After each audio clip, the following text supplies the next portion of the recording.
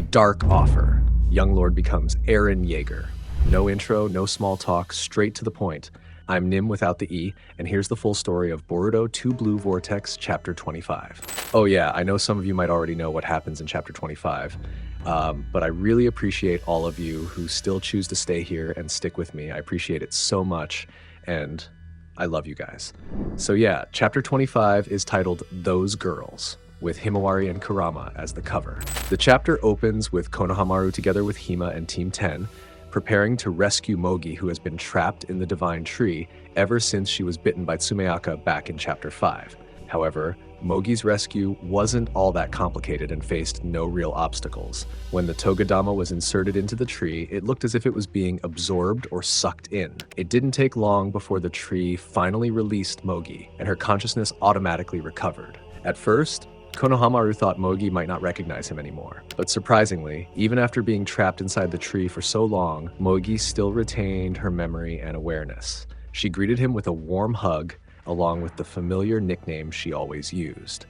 Konohamaru-chan? That sense of relief and happiness caused Konohamaru's tears to fall instantly. Watching that moment from above, Boruto couldn't help but be reminded of the time when Sarada hugged him, a memory that quietly resurfaced. Maybe. Then the scene moves to Sunagakure village and we see Gaara lying in the hospital after the last few chapters he was sealed by Shinki's jutsu. And of course, Gaara's current condition means that Shinki is also free from the tree. Although Gaara's injuries are quite severe, but fortunately he is not critical. But certainly, soon Gaara will wake up. But in conclusion, Shinki's Fuin Jutsu ability is not an ordinary seal. I mean, Matsuri had stated that if Gaara's wound was not treated, then he would probably die. But thanks to Shinki's ability, at least it was enough to hold back the wound that made Gaara die. But in the middle of the conversation between Shikamaru and Kankuro, Sai suddenly entered the Hokage's room and told Shikamaru that the Konoha elders had called him. But before we know what the Konoha elders will plan, the scene switches back to Moegi, who is recovering in the hospital. However, based on Sakura's confirmation as a medical ninja, the tree we see may be too strong to bind their bodies and absorb their chakra until they faint. But it does not cause muscle atrophy in their bones.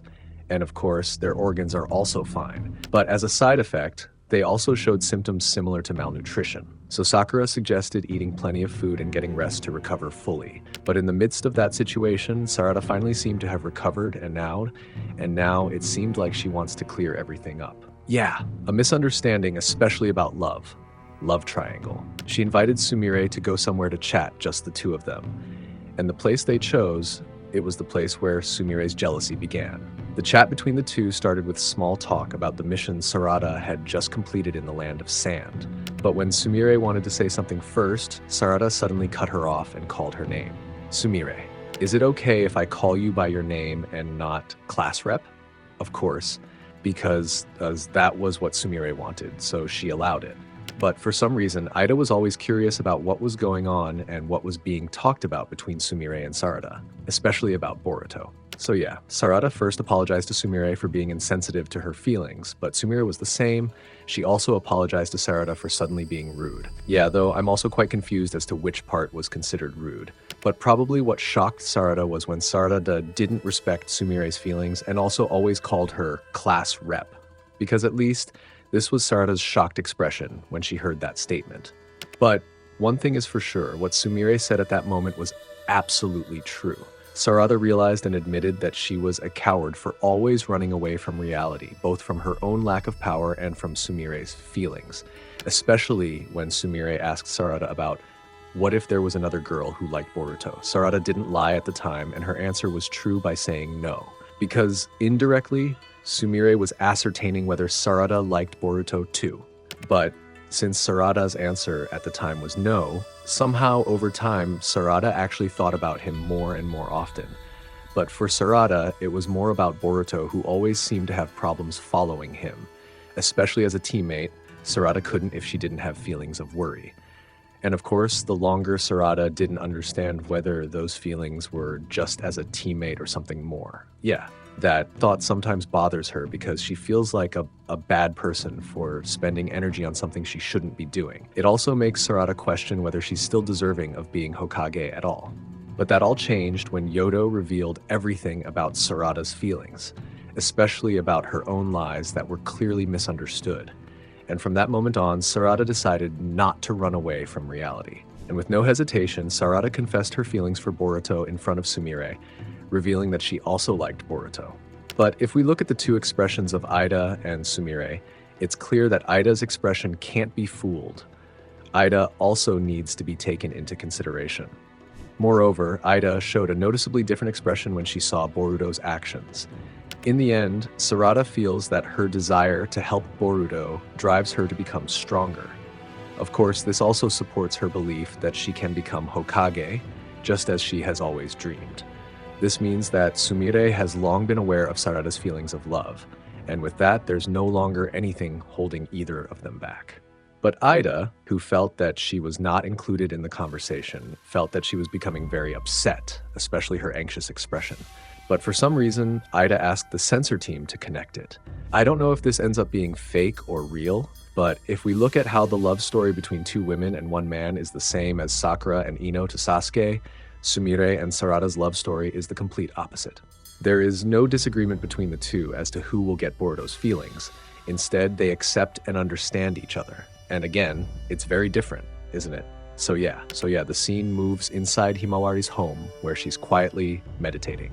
A special soul training, Kurama, with his form not fully returned, is trying to train Himawari's fighting skills. In the training session, Kurama teaches Himawari not to always rely on the strength of the body, such as arms and legs, but with her chakra. Even though this fighting technique is basic for a ninja, Kurama tells Himawari that she still doesn't fully understand it.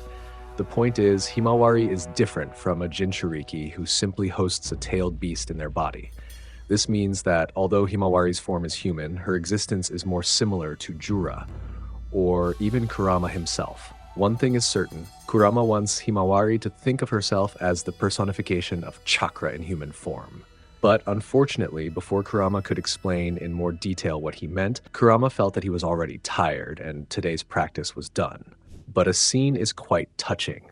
Seen from a distance where Boruto, while smiling slightly, looks at Himawari from a distance, and at the same time, Boruto was able to enter the soul, or a dimension where Momoshiki's soul is. Whether Momoshiki already knows if Boruto will come to him or not, but judging from his expression, Momoshiki looks like he is trying to show a feeling of despair, but we discuss later. So yeah, Momoshiki expressed his disappointment because he thinks Boruto should have died at the hands of Kawaki. Momoshiki even said that he should have ignored Boruto so that he really died at the hands of Kawaki.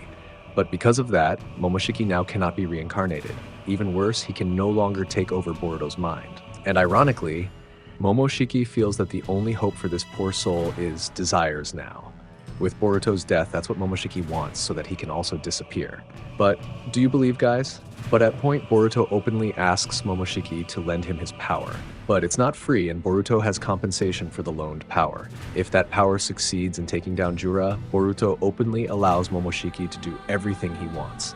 But before Momoshiki responds to the offer, the chapter ends by showing Sumire and Sarada talking to each other about Boruto, which is likely according to both of them if Boruto doesn't already know that between Sumire and Sarada, they both like Boruto. Yeah, that's it. A review for the complete story of Boruto 2 Blue Vortex chapter 25.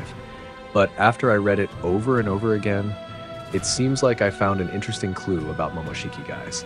But we'll discuss that another time. So yeah, thanks for watching, like and subs. I'm Nim without E. See you in the next episode.